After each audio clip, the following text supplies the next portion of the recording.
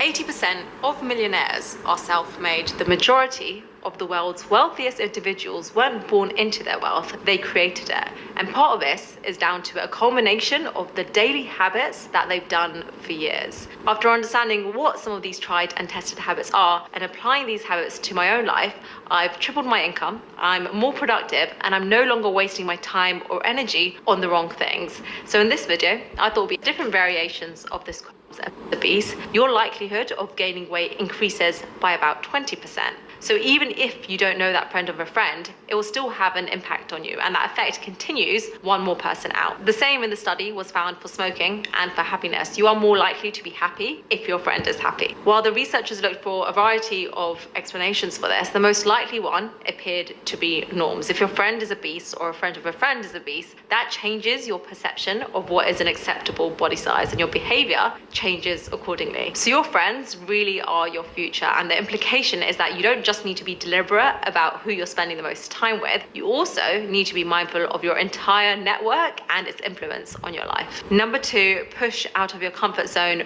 regularly. I haven't ever mentioned on this channel how it felt when my channel blew up over the last 6 months, and it wasn't good. Starting a YouTube channel was one of the most challenging things I have put myself through, and I was absolutely petrified. It made it, at the time, that much harder to keep showing up and pressing upload week after week, knowing that there was more to come, and I was opening myself up to more and more criticism. And I eventually got to a point where I said to myself, do I just stop here, or do I ride it out? And I've learned that to get anywhere in life, you've got to brace yourself for awkward situations, uncomfortable moments, and embarrassment. You're going to be judged anyway. And had I stopped myself at that point, my life would be completely different today. If you stick to your comfort zone and don't challenge yourself, even when you have every reason to stop, you won't ever know what you're capable of, and you'll be letting go of what could potentially be waiting for you on the other side. Next, we have don't buy into FOMO. This is one that requires the most willpower and discipline, but if you apply it, it will pay off. We are constantly surrounded by images of our friends going out all the time, going on their next big holiday, buying a new car, living their best life, and the constant pressure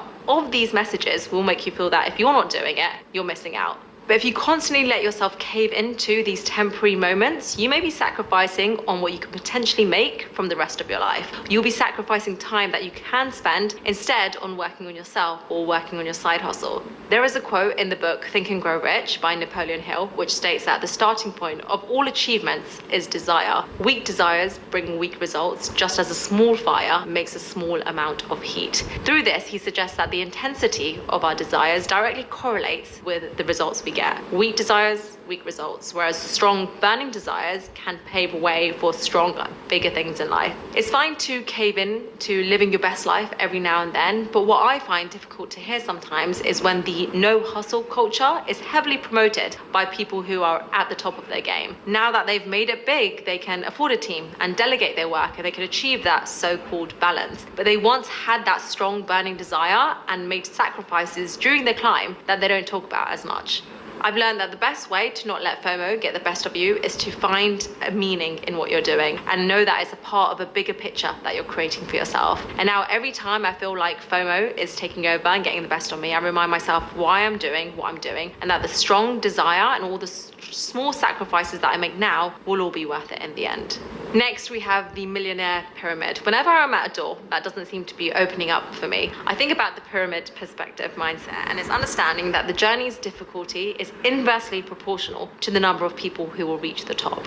As you climb higher, the pyramid gets narrower, and when difficulties show up, it's easy for the majority of people to give up. Effectively, the crowd will get thinner and thinner towards the next level. And the harder the journey, the higher up you get, the harder the challenges you face. But the fewer people there are to compete with, and so the rewards are bigger. Hurdles are part of the journey to the top. Everyone who's growing is going to fail at some point. And if you don't fail, you're not growing. But what you do after failing is what differentiates the successful people from the rest. So now I like to remind myself that when things get tough, it's just a sign that I'm on the right path. Focus on solutions, not problems. One habit that has been an absolute game changer in my life is focusing on the the solutions and not the problems. What I've observed, especially among successful individuals, is this unshakable belief that every puzzle or every problem that comes up has a solution. That everything, no matter how daunting it is, can be figured out. They ask themselves, how can I make this work for me? Whereas everyone else will focus on all the reasons why it won't work out. Every excuse they can think of,